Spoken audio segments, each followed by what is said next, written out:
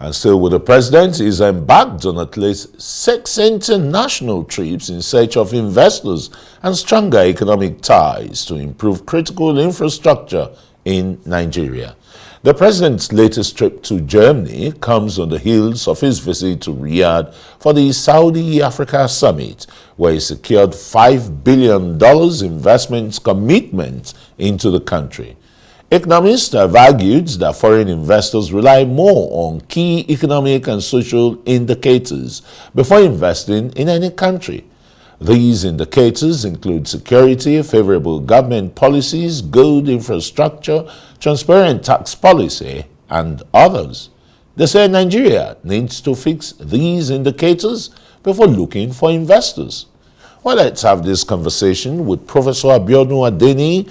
He's not only a RISE analyst, he's also a professor of strategic communications and deputy dean in the Faculty of Arts. Based University, right? Yeah, thank you. Thank you very much for joining us on Newsnight. Thank you, Chris. The critiques are, never short of words to say 6 trips, you're looking, scouting for investors, but it doesn't look as if the home front is in good stead. Infrastructural deficit here and there, from the rails to roads to the, waterways and the rest. Energy mix supply is near zero.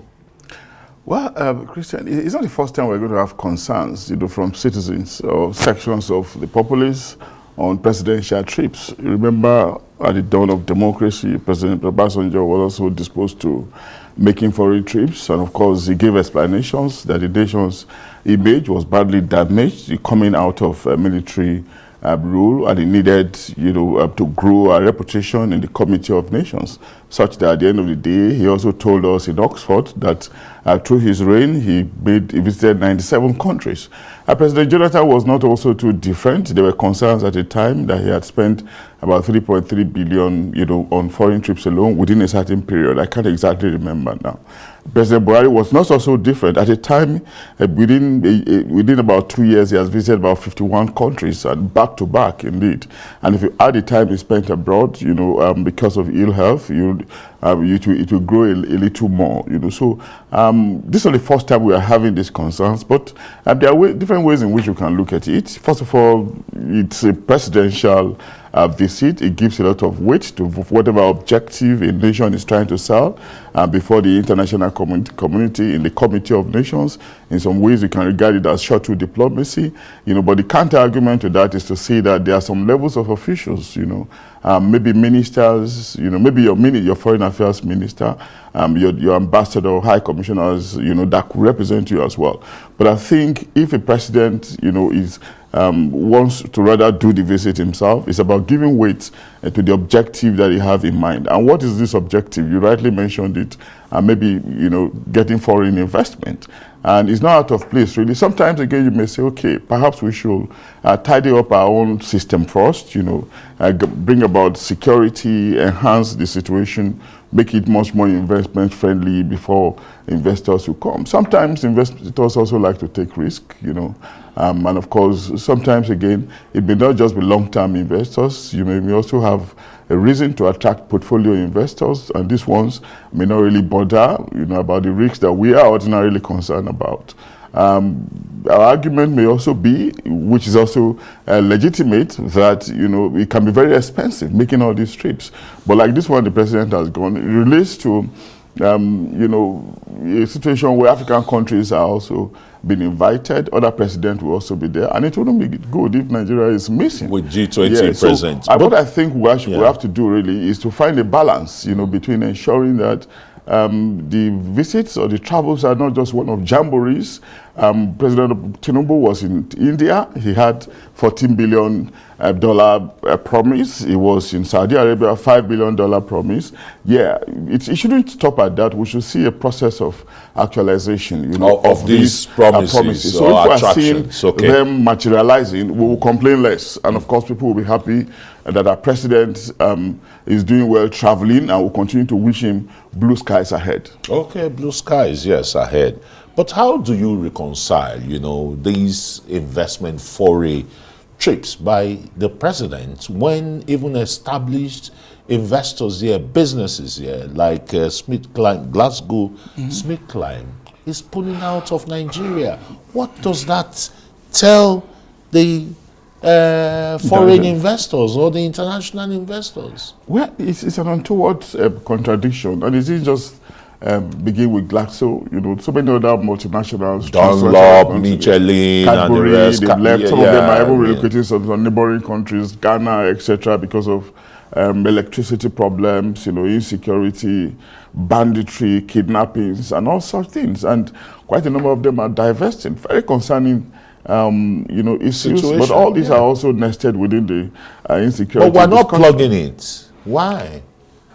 Can we really say we're not plugging it? We're probably making an attempt, but just that it's not yielding results yet. Or maybe the attempts are not good enough. I don't want to believe that we're not making any effort. No, but there's something somewhere must be wrong.